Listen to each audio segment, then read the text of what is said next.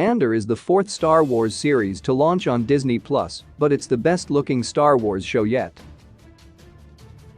Shows like The Mandalorian or Obi-Wan Kenobi bring the Star Wars aesthetic to the small screen and look mostly great, but despite the high production value of these, certain elements end up looking oddly cheap.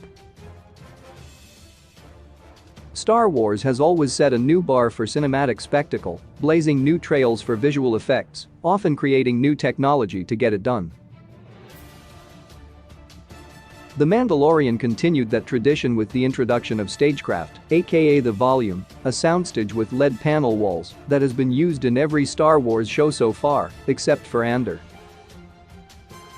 While the volume's LED walls allow the filmmakers to simulate almost any set, creating realistic-looking environments without the trouble of blue or green screens or the expense of travel and building practical sets, it still has some flaws.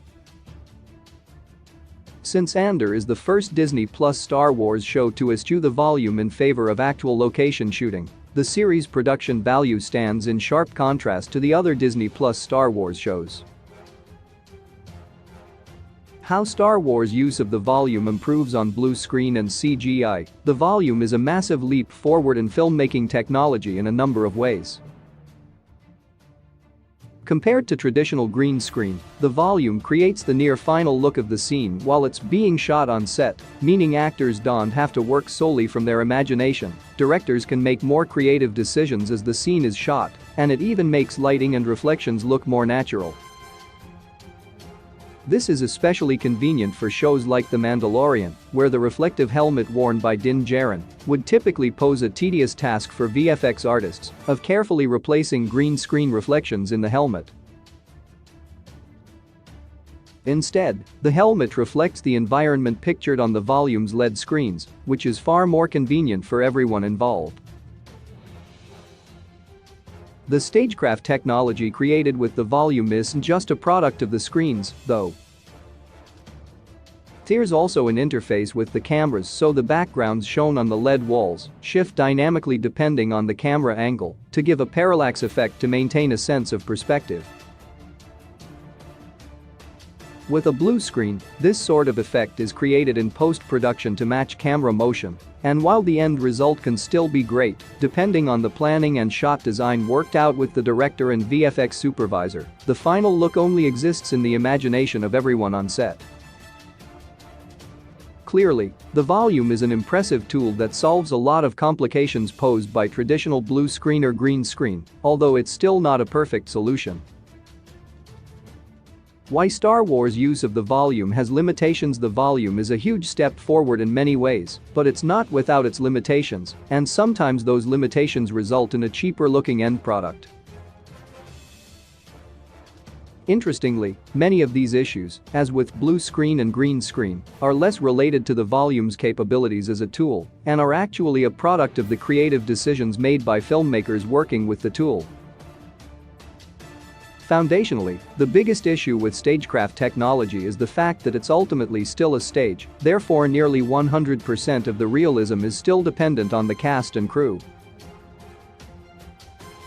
Dynamic lighting, wind effects, dust and debris, and etc. are all factors that need to be artificially created.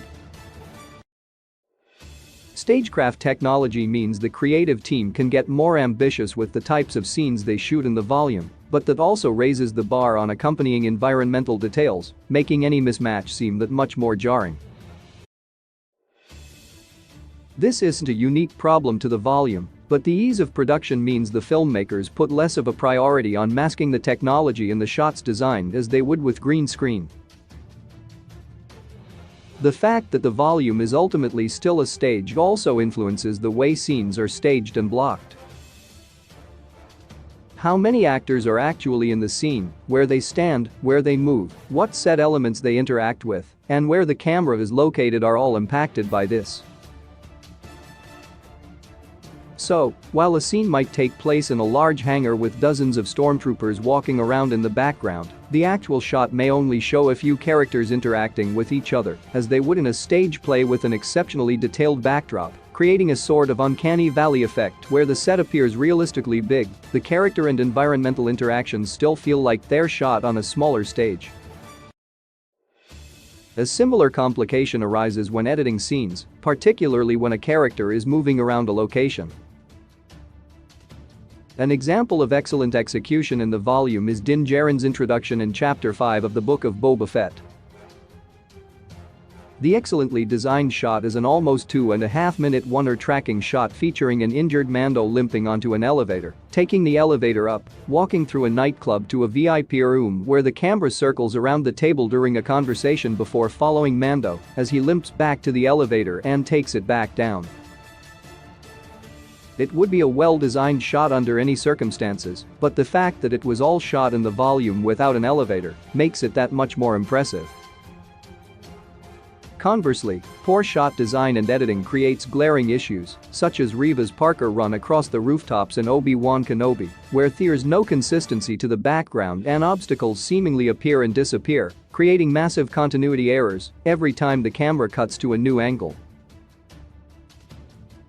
Why Andor's practical production looks better than other Star Wars shows. The fact that these issues arise in Star Wars shows is particularly ironic, since Star Wars' iconic look and feel is largely derived from creative decision-making driven by budget constraints. The Star Wars prequels are notoriously criticized for their use of green screen and CGI, but those issues commonly arise from boundary-pushing fantastical elements, while many of the more subtle uses of CGI and other tricks go unnoticed. One of the biggest complaints about Lucas' approach to the Star Wars prequels was that he would rely too much on digital tools to solve problems, instead of finding more innovative solutions like he did with the original trilogy.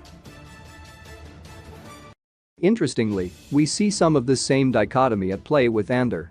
Since Andor is mostly shot on location, there's a number of immediate and clear improvements over the volume. Even shooting on location is a sort of simulated reality since wind, lighting, and other environmental conditions are frequently still fabricated, but there's an added sense of tangible realism since it's being fabricated outdoors on a real set instead of on a clean, static soundstage. Additionally, since all the sets are real, that means the sets are way more interactive, meaning characters can interact more with the environment, and it's easier to maintain a sense of logistics in editing, since the environments actually exist and aren't being assembled digitally. However, since these environments don't actually exist in the Star Wars universe, like the digital environments used in other Star Wars shows produced with the volume, the filmmakers have to employ movie magic to make them look that way, meaning set design, cinematography, and editing are all at work to make a real-world environment feel like it belongs in a galaxy far, far away. This might be harder to execute than it would be to simply shoot an artificial environment in The Mandalorian, but the constraints ultimately result in a more tangible and believable aesthetic. Ultimately, stagecraft is an amazing new technology, and filmmakers can use the volume to do impressive things, but like the use of blue screen and green screen, that doesn't always translate into a better final product. As the technology evolves and filmmakers learn how to apply it, it'll only look better and better, but it's ultimately just another tool for filmmakers to use. Andor's use of practical locations isn't only good because it results in the best-looking Star Wars series yet, but because it shows Disney and Lucasfilm aren't mandating a one-size-fits-all approach to the production of Star Wars shows, leaving filmmakers to use the tools most suited for the job.